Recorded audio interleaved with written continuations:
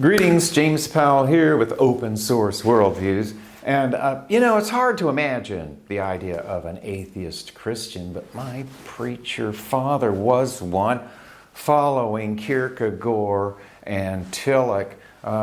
He saw such belief in an afterlife as a reward for a dog doing a trick for treats.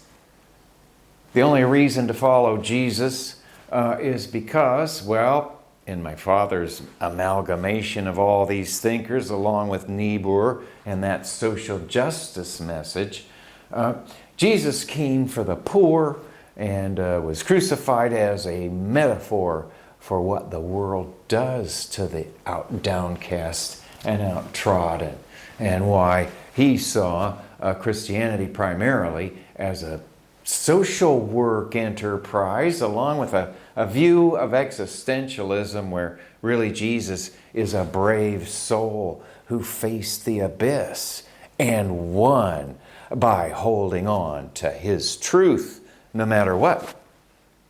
So my father didn't believe in a creator God like Jehovah. That was all mythology. I still have inadvertent things, some things I don't like about myself, about being raised Protestant. That'll never go away. I tell students, you can hate your childhood religion, you can run, but you can't hide.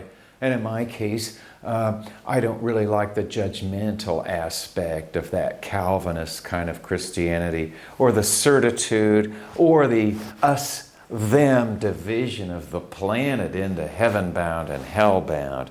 Not a fan.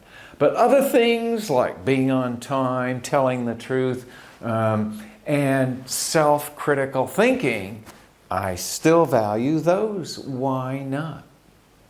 Nowadays, too, there are cultural Christians. Richard Dawkins claims to be one. He holds to this idea of Euro supremacy, and that Christianity is a superior kind of culture, not the belief part, but the pageantry, the tradition, the history.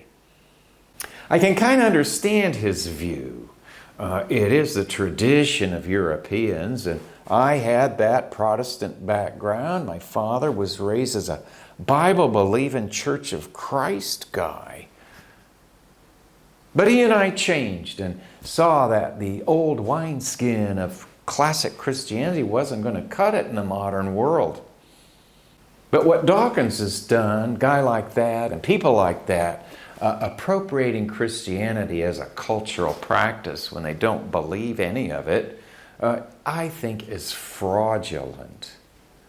Why not be honest and create your own worldview based on your sincere values, rather than pretend, like my father did and even I did in my brief stint in the ministry, to call that snack the body of Christ, or that grape juice his blood.